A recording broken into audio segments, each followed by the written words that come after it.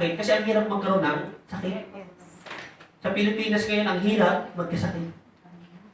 Dadalhin ka sa ospital, yung araw-araw mo magdala ka yung bill mo hanggang hindi ka nakakalabas. Even though nakalabas ka na, pero andun pa rin yung bill mo sa ospital. Ang hirap magkasakit. Kaya naman, mahalaga ang kalusugan ng bawat isa po sa atin. Kasi nga, kung meron tayong infirmities, hindi tayo nakakakilos na maayos. Dagdag pa sa burden natin yun sa ating kalooban. Bakit? Kasi ang hirap na ng buhay, nagkasakit ka pa. Ano po? So, infirmity, physical or mental weakness. Ano po? And so, sa Ebanghelyo po, no, na ating pong binasa, the woman was bent over. Nakabaluktot nga siya. And in other Bible translation, hindi lang siya basta hukot o nakabaluktot, because she was also double crippled. Pag sinabi po natin double crippled, ano, meron siyang sakit, pero meron pa siyang pilay, o meron pa siyang ibang disability. So, ito yung ginawa sa kanyang katawan nitong masamang espiritu. Ano po, for 18 years, na double crippled na babae, hindi lang siya nakabaluktot, kundi meron pa siyang sakit o kapansanan pang iba. So napakahirap talaga ng kanyang buhay. At sa pagkakataon po na ito, no, sinamantala ng babae na makalapit at humingi ng tulong sa ating Panginoon on a Sabbath day.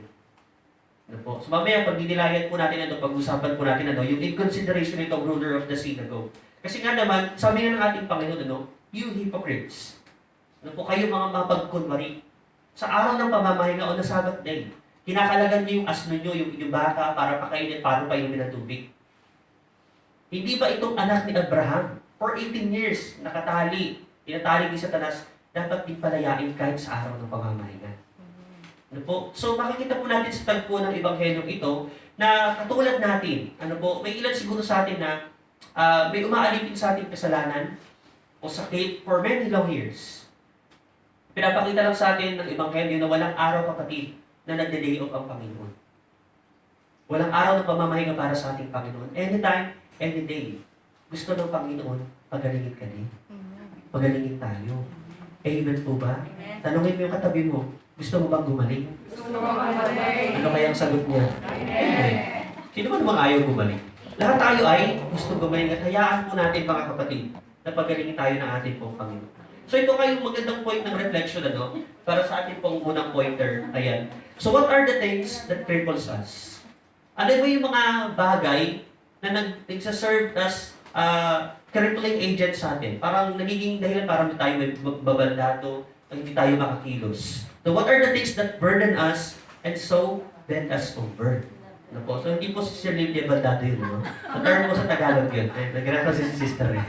Ano po? So what are the things that cripples us? And what are the things that burdens us? And so bends us over. Ano ba yung mga bagay na nagbibigay ng burden sa atin? And so parang nagiging kuba na tayo. Ano ba yung mga bagay na nagpapahirap sa atin? And so spiritually, we cannot act properly. Yan po yung nais ko mapagnilayan ng bawat isa po sa atin. Kasi kung hindi natin malalaman kung ano yung hihingi natin sa ating Panginoon, katulad sa pinagnilayan natin nung Sunday, kung di natin malalaman, distinguish yung bagay na gusto natin ihingi ng tulong sa Panginoon, hindi po di makakakilos ang Panginoon. Hindi dahil sa kulang ang kapangyarihan niya, kundi kulang tayo sa discernment. Amen po ba? Amen. Nakakasunod po ba tayo? Amen. So, the condition of this woman, she was crippled and bent over for 18 years. At ang lesson nito, aral nito para sa bawat isa sa atin, kapatid, gaano man katagal yung sakit o karamdaman mo, kaya kang palayain ng Panginoon. Amen. Walang sakit, walang karamdaman, there's no infirmity na beyond sa kapangyarihan ng Panginoon, kundi lahat ito kayang pagalingin ng ating pong Panginoon. Amen po ba?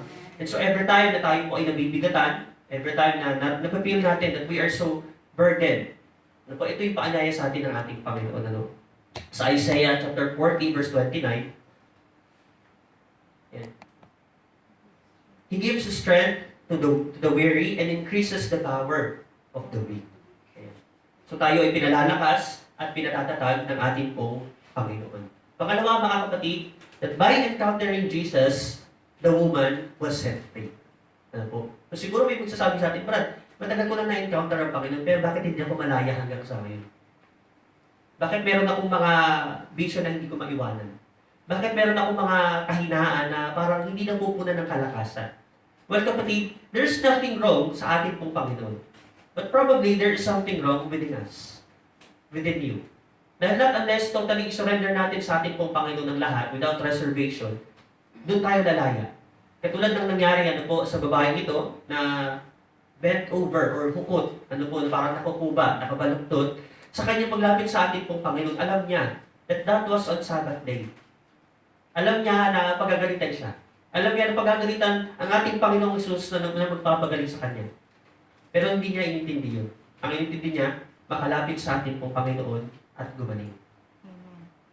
Amen po ba? So by encountering Jesus, the woman was set free. This is another lesson na itinuturo sa atin ng ating pong Panginoon sa Ebanghelyo pong ito. And sabi nga sa Matthew chapter 11, verse 28 hanggang sa verse 29, and then Jesus said, "Come to me, all you who are weary and carry heavy burdens, and I will give you rest. Take my yoke upon you, let me teach you, because I am humble and gentle at heart, and you will find rest for your souls." Tanungin mo yung katabi mo. Pagod ka na ba? Pagod ka na ba? Ano kayang sagot niya? Pagod saan? O kaya pa daw. Kakayanin pa sa tulong ng ating Panginoon. Kapatid, siguro yung mga bagay na nagbibigay sa atin ng pagod ay yung mga bagay na hindi natin maialis. Yung mga bagay na nagbibigay ng burden sa ating puso, yung mga bagay na hindi tayo tantanan. Ano po, yung kalungkutan siguro, yung labis na pag-aalala, labis na pagkabalisa, siguro para sa kalusugan natin, siguro para sa ating po mga minamahal sa buhay. And so, sometimes ito yung nagiging dahilan para tayo po ay maparalisa. Hindi tayo makakilos at hindi maka-act yung faith natin. Ano po, according sa ating pong pananampalataya. Hindi tayo maka-act according to our faith. So, hayaan po natin mga kapatid na i-rescue tayo ng ating Panginoon. Hayaan natin na kumilos ang ating pong Panginoong Jesus, maging malaya tayo, na ialay sa Kanya ang lahat-lahat sa atin at ipagkatiwala sa ating pong Panginoon. And then lastly, the message of this gospel, the inconsideration of the ruler of synagogue.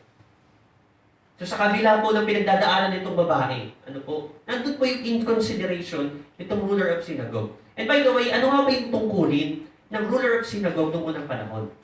Pag sinabi po natin ruler, siya yung tagapamahala. So kung sa mga simbahan, merong caretaker, sa ruler of synagogue, sila din yung caretaker ng sinagoga. Sila yung in charge sa pag-aayos ng mga gamit doon. Kailangan maayos ang sinagoga bago pumasok yung rabbi na magtuturo. So sila yung tagapamahala. And they are also parang elected or appointed by the elders of the community. Mga matatanda ng bayan, sila yung itinalaga. And they are to strictly observe yung tinatawag po nating Sabbath day. Mahalaga sa kanila yung araw ng pamamahinga. Kapag meron silang nakitang sumusubay nun, i-report nila sa mga Pariseyo, sa mga Saduseyo. At yung mga yun ang mag-aakto, magpaparusa. Sa mga taong lumalabag sa kautusan.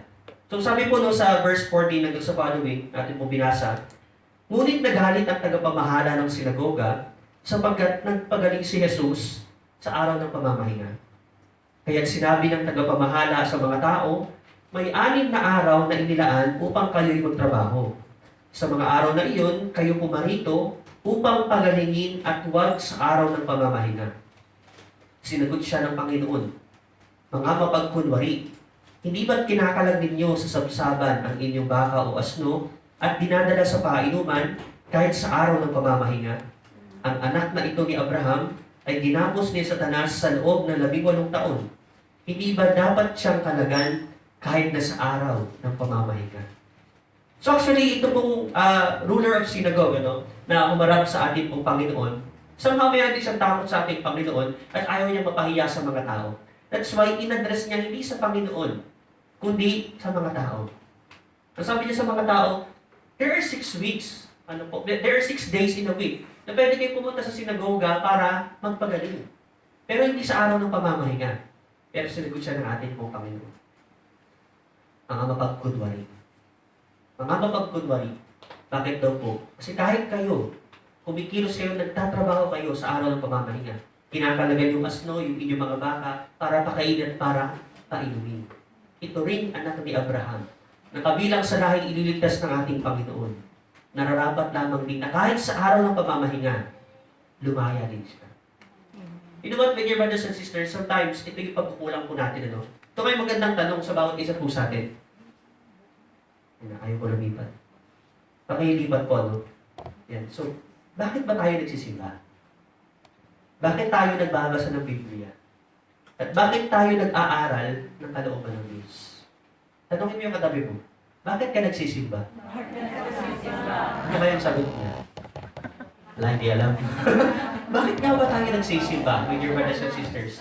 Alam niyo po, no, karamihan sa atin, if not all, katulad nitong ruler of the synagogue, palagi siya nakakapakinig na itinuturo ng mga rabay. Palagi siya nakakasama ng mga Sadducean. Alam niya yung katuruan. Alam niya yung batas ni Moses. But he is more concerned of the system than to humans. Mas concerned siya dun sa batas na dapat itong sundin. That's why he became so inconsiderate. Kapatid, ito yung problema natin bilang mga Kristiyano minsan. Ang tagal na natin nakikinig ng salita ng Diyos. Ang dami ng pari, sa ng pari ating napakinggan. Pero mas concerned tayo sa tradisyon natin, mas concerned tayo sa mga ginagawa natin kaysa sa consideration para sa ating pong kapwa. Minsan, ang masakit pa niyan, tayo na mismo nanguhusga. Kapag nakita natin na yung kasamahan natin, may kalaguyo, tatalikuran na natin. Kukondem na natin. Hindi ka nakarapat dapat. Well, kung sa paglilingkod, talagang hindi karapat dapat. But God is giving everybody a second chance. Kung ang Diyos hindi niya pinipiling i-condemn yung taong yun, sino tayo para mag-condemn? Hello. Minsan sasabihan pa natin, ay hindi ka na maliligtas. Papupunta ka na sa impyerno. Kapatid, sa paghuhusga na ginawa natin, baka mauna pa tayo. Hello. Hello. Nakakasunod po tayo. Harapin mo yung katabi mo, sabi mo sa kanya, always remember. Always remember. To be considerate. To be considerate. Amen po ba? Amen. Yes, ang batas ay batas. Ang batas ay batas. Katulad sa Ebanghelyo ating binasa. Ang batas ng pamamahinga ay batas ng pamamahinga. Ginawa ito para sa tao. Para at least once a week makapagpahinga ang mga tao. Amen po ba? Amen. Makapagpahinga ang mga tao para mabigyan sila ng break, para makapag-recharge. Pero itong babaeng ito for 18 years every day. Wala siyang pahinga dun sa sakit na kanyang nararamdaman. At ito yung nais ng Panginoon, na kahit sa araw ng pamamahinga, makalaya itong babaeng ito. Ipinapahiwatig sa atin ng Ebanghelyo na kung ang ating Panginoon ay hindi nagpapahinga sa pagiging considerate sa pagmamahal sa ating kapwa, ganoon din po dapat tayo. Amen po ba? Amen. Amen po ba? Amen. Ito kasi problema natin. Ay, masama pakiramdam ko, hindi mo na ako magiging mabait. Magiging masungit muna ako ngayong araw. Hello po. Nakakasunod po ba tayo? Nakakasunod po tayo? So ito po yung sinasabi, ano? Kaya tayo nagsisimba, kaya tayo nag-aaral ng kalooban at salita ng Diyos, ay para mas mahalin po natin, ano po, para matutunan nating mahalin ng Diyos, at para matutunan nating mahalin at pahalagahan ang ating pong kapwa. Ito ang dahilan, ano po, kung bakit palagi tayo nagsisimba. Hindi para tumaas ang moral natin at matuto tayong humusga, kundi para tayo ay mas turuan ng ating Panginoon kung paano tayo magmamahal ng ating kapwa sa mga panahon na ang hirap magmahal. So ay para turuan tayo ng Panginoon na umunawa sa ating kapwa sa mga panahon na nauubusan tayo ng pasensya. Hello. Amen. Hello. Nakakasunod po ba tayo? Harap tayo sa katabi natin. Sabihin natin, kaya naman. Kaya naman. Huwag tayong judgmental. Amen po ba? Ay, judgmental. Bawal judgmental. Ano po? So sabi po sa John chapter 13 verse 35, ano? A new command I give you. Love one another as I have loved you. So you must love one another. By this, everyone will know that you are my disciples if you love one another. Madaling sabihin kasi na tayo ay mga Kristiyano. Pero ang sabi nga, no? So, you must love one another by this. Everyone will know that you are my disciple. Meron nga pong tanong sa isang article, no? Sabi niya, paano mo ipapakita na ikaw ay Kristiyano na hindi mo sinasabing Kristiyano? Actually, magandang challenge yun sa bawat Kristiyano, sa bawat lingkod ng simbahan. Paano mo ipapakita na naglilingkod ka sa Panginoon na hindi mo sinasabing lingkod ka sa simbahan? Ang pag-ibig kasi, mga kapatid, it's not more of words, but it's more of action. Makikilala mga lingkod tayo ng ating pong Panginoon kung sa pamamagitan ng ating mga ginagawa, nakikita na minamahal natin yung kapwa natin katulad ng pagmamahal ni Kristo sa bawat isa sa atin. That He even offered His life Tayo ba kaya natin kainin yung pride natin para mahalin yung kapwa natin?